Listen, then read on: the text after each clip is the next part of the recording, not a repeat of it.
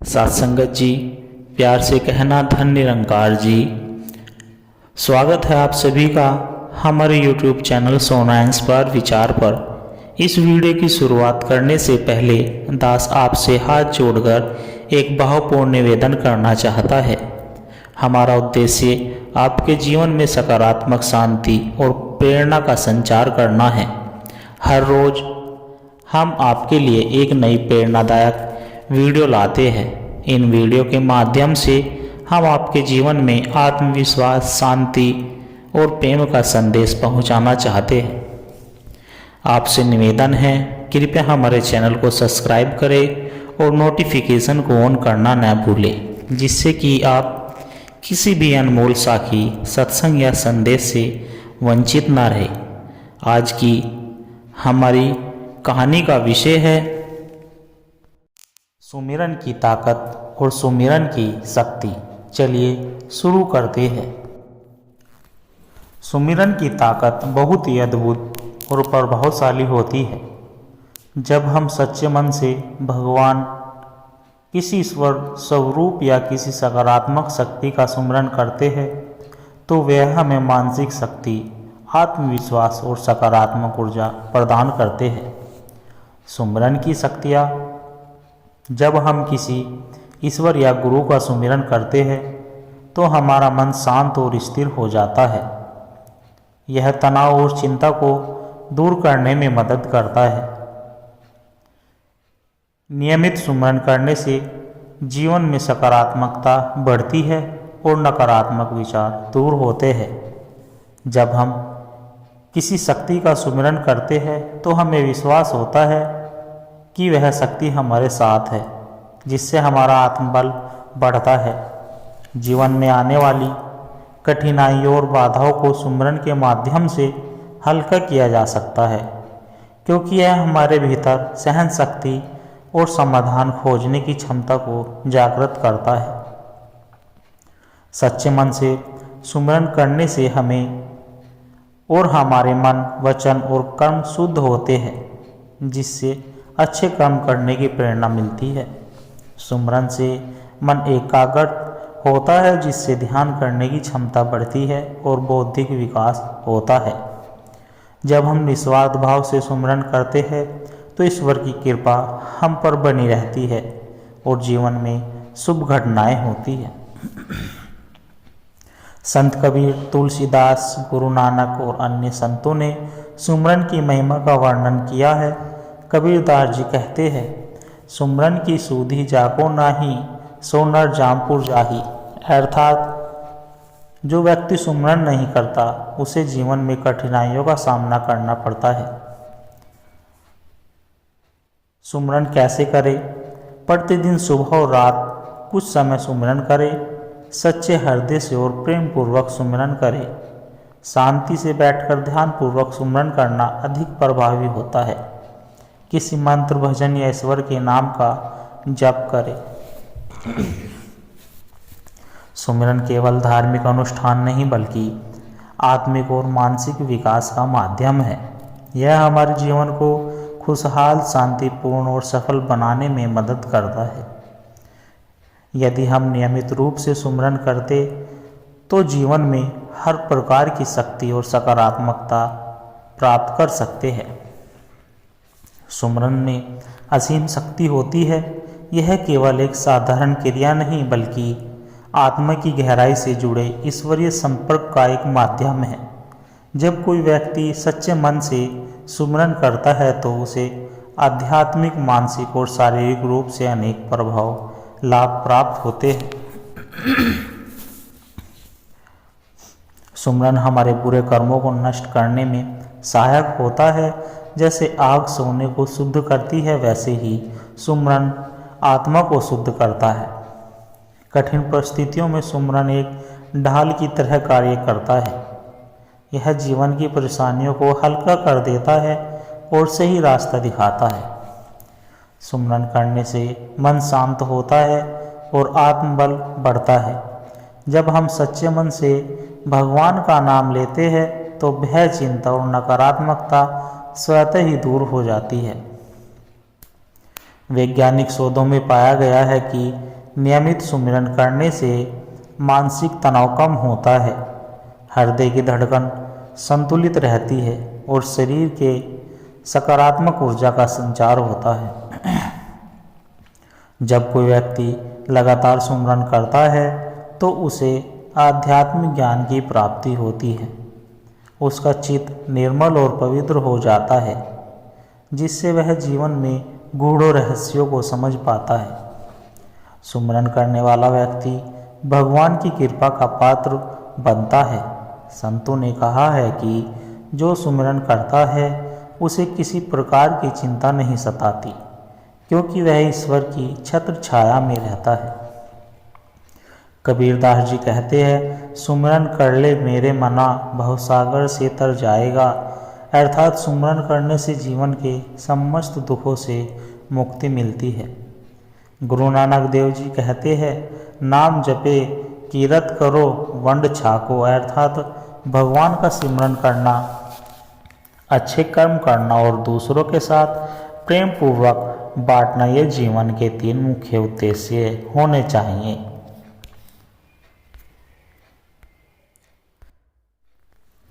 प्रतिदिन एक निश्चित समय पर सुमिरन करें। मन को एकाग्र करके प्रेम पूर्वक सुमिरन करें। ईश्वर के किसी भी नाम, राम, कृष्ण, शिव, अल्लाह, वाहेगुरु आदि का जाप करें। सुमिरन को ध्यान के साथ करने से इसका प्रभाव कई गुना बढ़ जाता है। सुमिरन में अनंत शक्ति है। यह हमारे जीवन को शुद्ध, शांत और सफल बना सकता है। जो व्यक्ति सच्चे मन से सुमिरन करता है उसे न केवल आत्मिक शांति मिलती है, बल्कि वह सांसारिक बाधाओं से भी मुक्त हो जाता है। सत्संगत जी, सत्संग का महत्व और आध्यात्मिक विचार। सत्संग का शाब्दिक अर्थ है सत, सत्य और संग, संगति, अर्थात सत्य की संगति। जब कोई व्यक्ति सत्संग में भाग लेते हैं तो वह आध्यात्मिक उन्नति की ओर अग्रसर होता है। सत्संग केवल किसी संत, महापुरुष या गुरु के प्रवचन सुनना ही नहीं, बल्कि श्रेष्ठ विचारों को आत्मसात करना और सत्य के मार्ग पर चलना भी है। सत्संग में रहने से मन की नकारात्मकता धीरे धीरे समाप्त हो जाती है। जो व्यक्ति सच्चे हृदय से सत्संग में भाग लेता है उसका मन शांत और निर्मल हो जाता है। स्वामी विवेकानंद जी कहते हैं, जिस प्रकार एक कस्तूरी मृग अपने भीतर की सुगंध को नहीं पहचान पाता, वैसे ही मनुष्य को अपनी आत्मिक शक्ति का ज्ञान सत्संग से ही होता है। जब हम उच्च विचार और सच्चे मार्गदर्शन से जुड़े रहते हैं तो हमारे विचार स्वतः ही शुद्ध और सकारात्मक हो जाते हैं। जैसे गंगा का जल हर चीज को पवित्र कर देता है, वैसे ही सत्संग मनुष्य के भीतर के विकारों को धो देता है। संत कबीर कहते हैं, सत्संगति कीजे साधु की, हरि कथा अनंत, जैसे खाली परी मिलत कुसंग करे भगवंत। अर्थात सज्जन और संतों की संगति अमृत के समान है, जो हमें सही मार्ग दिखाती है और अज्ञानता के अंधकार से बाहर निकालती है। सत्संग हमें यह समझाने में मदद करता है कि हम केवल यह नश्वर शरीर नहीं है, बल्कि आत्मा है। जब यह समझ पक्की हो जाती है तो व्यक्ति जीवन के हर कठिन मोड़ पर भी संतुलन बनाए रखता है। मनुष्य जिस संगति में रहता है वैसे ही उसका स्वभाव बन जाता है। यदि कोई बुरी संगति में रहता है तो उसमें भी वही दोष आ जाते हैं। तुलसीदास जी कहते हैं, कुसंगति सम नाहि अधमाई, सत्संगति सम नाहि प्रभुताई। अर्थात कुसंगति से अधिक बुरा कुछ नहीं है और सत्संग से अधिक उत्तम कुछ नहीं है। भगवान श्री कृष्ण ने भी अर्जुन को गीता में कहा था कि जो भक्त मेरी भक्ति में सत्संग करते हैं वे संसार सागर से सहज ही पार हो जाते हैं। सत्संग से ईश्वर पर विश्वास दृढ़ होता है और भक्ति की राह आसान हो जाती है। संत महापुरुषों की संगति करे, शास्त्रों और धार्मिक ग्रंथों का अध्ययन करे, भजन कीर्तन ध्यान और सुमिरन में समय दे, अच्छे विचारों और सकारात्मक ऊर्जा से जुड़े रहे, किसी भी नकारात्मक संगति से बचे। सत्संग केवल एक धार्मिक क्रिया नहीं बल्कि जीवन का आधार है। यह आत्मा को जागृत करने, मन को स्थिर करने और जीवन को सफल बनाने का सर्वोत्तम साधन है। यदि हम सत्संग के महत्व को समझें और उसे अपने जीवन में अपनाएं तो यह न केवल हमारे लिए बल्कि समाज के लिए भी कल्याणकारी है। सच्चे प्रेम की शक्ति। बहुत समय पहले की बात है, एक छोटे से गांव में राजा हरिदत्त नामक एक न्यायप्रिय और धर्मपरायण राजा राज्य करता था। वह अपनी प्रजा की भलाई के लिए सदैव तत्पर रहता और स्वयं की भी भक्ति ध्यान और साधना में लीन रहता था। लेकिन एक प्रश्न उसे सदैव विचलित करता रहता था, क्या संसार में सच्चा प्रेम और निस्वार्थ भक्ति संभव है? राजा ने इस प्रश्न का उत्तर जानने के लिए अपने राज्य के श्रेष्ठ संतों और ज्ञानी जनों से चर्चा की, परंतु उसे संतोषजनक उत्तर नहीं मिला। जब एक दिन उसके गुरु ने कहा, यदि आप सच्चे प्रेम और भक्ति की शक्ति को देखना चाहते हैं तो जंगल में रहने वाले महात्मा देवदास के पास जाए, वे ही आपको सही उत्तर दे सकते हैं। राजा ने तुरंत अपने कुछ सैनिकों और मंत्रियों के साथ जंगल की ओर प्रस्थान किया। जंगल के बीचों बीच एक शांत और निर्मल स्थान पर महात्मा देवदास की कुटिया थी। वहां जाने पर राजा ने देखा कि महात्मा बहुत ही साधारण वस्त्रों में प्रभु का स्मरण कर रहे थे। उनके चेहरे पर अलौकिक तेज था। राजा ने उनसे प्रणाम कर पूछा, महात्मन, मैं जानना चाहता हूँ कि क्या संसार में सच्चा प्रेम और निस्वार्थ भक्ति संभव है? महात्मा देवदास मुस्कुराए और बोले, राजन, इसका उत्तर मैं आपको एक साधारण कहानी के माध्यम से दूंगा, ध्यानपूर्वक सुनिए। कहानी का विषय था अन्य प्रेम की परीक्षा। बहुत समय पहले एक छोटे से गांव में गोपाल नाम का एक ग्वाला रहता था। वह बचपन से ही भगवान श्री कृष्ण का अन्य भक्त था। उसकी भक्ति इतनी प्रगाढ़ थी कि वह हर समय अपने प्रभु को याद करता और उनके भजन गाता रहता था। गोपाल की भक्ति की चर्चा दूर दूर तक फैल गई। एक दिन भगवान श्री कृष्ण ने उनकी शक्ति की परीक्षा लेने का निश्चय किया। वे एक वृद्ध साधु का रूप धारण करके उसके घर आए और बोले, बेटा, मैं बहुत भूखा हूँ, क्या तुम मुझे भोजन दे सकते हो? गोपाल ने प्रेम पूर्वक साधु को भोजन कराया। साधु ने भोजन ग्रहण किया और आशीर्वाद दिया। फिर उन्होंने एक प्रश्न पूछा, गोपाल, यदि तुम्हें किसी दिन यह ज्ञात हो जाए कि तुम्हारे प्रिय श्री कृष्ण अब तुम्हें कभी नहीं मिलेंगे तो क्या तुम उनकी भक्ति करोगे? गोपाल हंस पड़ा और बोला, स्वामी जी, मैं कृष्ण से प्रेम करता हूँ, इसलिए नहीं कि वे मुझे मार्गदर्शन देंगे या कोई वरदान देंगे, बल्कि इसलिए कि उनका स्मरण ही मेरे जीवन है। अगर वे कभी न भी मिले तब भी मेरा प्रेम और भक्ति बनी रहेगी। साधु मुस्कुराए और बोले, तुम्हारी सच्ची भक्ति और निस्वार्थ है। मैं ही कृष्ण हूँ और मैं सदा तुम्हारे साथ हूँ। गोपाल भाव विभोर हो गया और उसके नेत्रों में प्रेमाश्रु बहने लगे।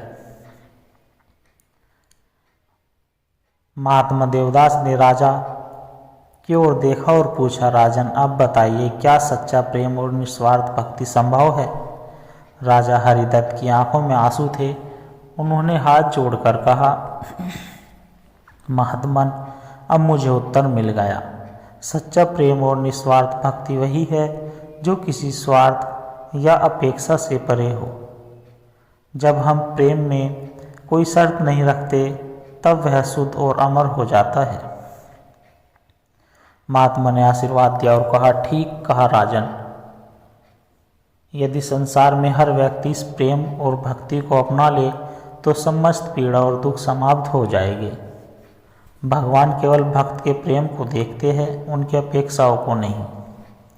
राजा ने महात्मा को प्रणाम किया और मन में यह संकल्प लिया कि अब वे भी निस्वार्थ प्रेम और भक्ति का मार्ग अपनाएंगे। साथ संगत जी, इस कहानी से हमें यह शिक्षा मिलती है कि सच्चा प्रेम और भक्ति किसी अपेक्षा से कम नहीं बल्कि हृदय की शुद्धता से होती है। भगवान या किसी से प्रेम केवल लाभ पाने के लिए नहीं बल्कि प्रेम की अनुभूति के लिए होना चाहिए। निस्वार्थ प्रेम और भक्ति हमें सच्ची शांति और आनंद प्राप्त करती है।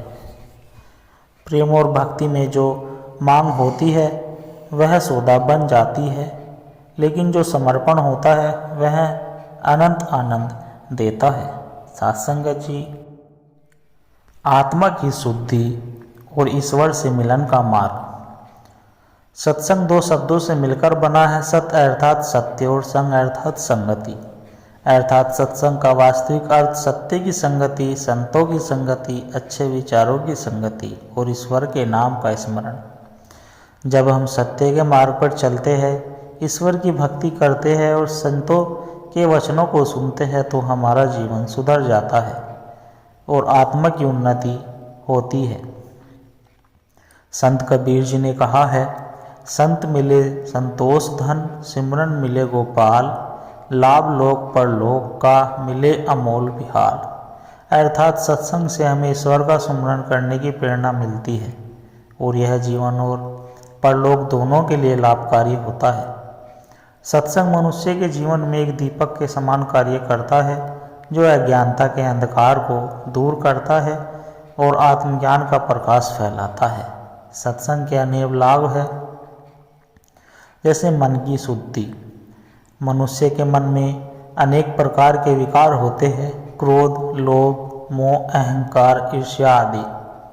सत्संग में जब हम भगवान के भक्तों की संगति में बैठते हैं और उनके विचार सुनते हैं तो हमारे मन की अशुद्धियाँ धीरे धीरे समाप्त हो जाती है और मन शांत एवं निर्मल हो जाता है।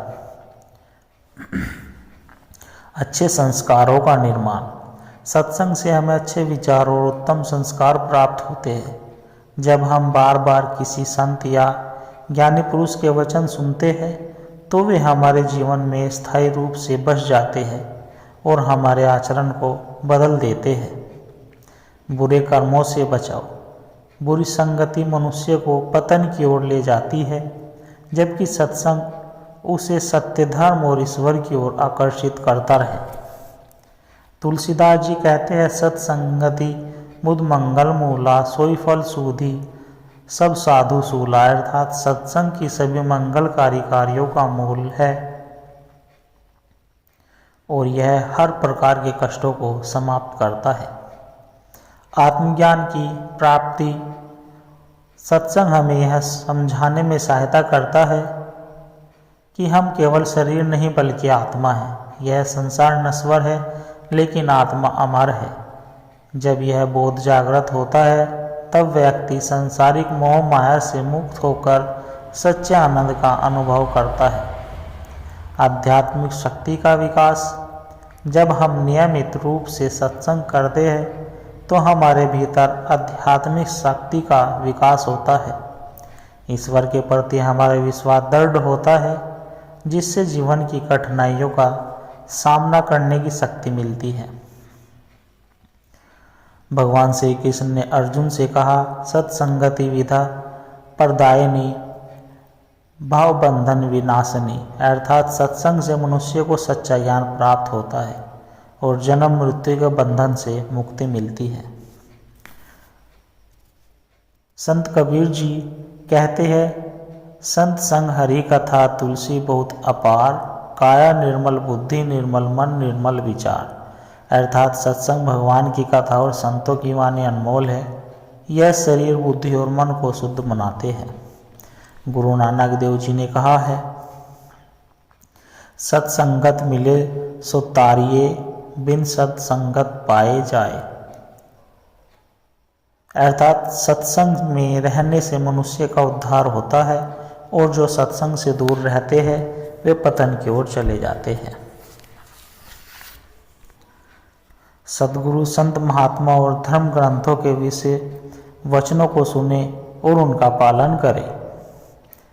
इससे मन में भक्ति जागृत होती है और ईश्वर के प्रति प्रेम बढ़ता है।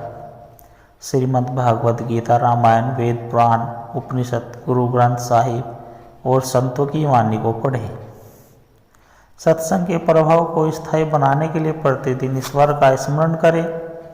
सकारात्मक और धार्मिक विचारों वाले लोगों के साथ रहे, जिससे सत्संग का प्रभाव निरंतर बना रहे। सत्संग की अद्भुत शक्तियाँ।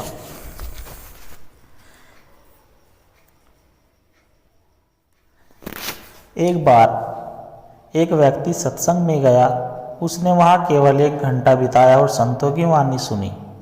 उसके मन में यह विचार आया कि वह अपनी बुरी आदतों को छोड़ देगा और सच्चाई के मार्ग पर चलेगा। धीरे धीरे उसका जीवन बदल गया और वह एक आदर्श व्यक्ति बन गया। समय बीतने के बाद जब व्यक्ति वृद्ध हुआ तो उसने अपने बच्चों से कहा, यदि मैंने उस दिन सत्संग में 1 घंटा न बिताया होता तो आज मेरा जीवन अंधकार में डूबा होता। इससे यह सिद्ध होता है कि सत्संग केवल कुछ समय के लिए आनंद प्रदान नहीं करता, बल्कि यह जीवन की दिशा और दशा दोनों बदल सकता है। सत्संग आत्मा की खुराक है। यह हमें पाप से पुण्य की ओर, अज्ञान से ज्ञान की ओर, अशांति से शांति की ओर ले जाता है। जो व्यक्ति सत्संग करता है उसका जीवन सफल और सुखमय हो जाता है। यदि आप अपने जीवन में सकारात्मक बदलाव चाहते हैं तो सत्संग को अपनाएं। यह आपके मन, हृदय और आत्मा को पवित्र कर देगा और ईश्वर के निकट ले जाएगा।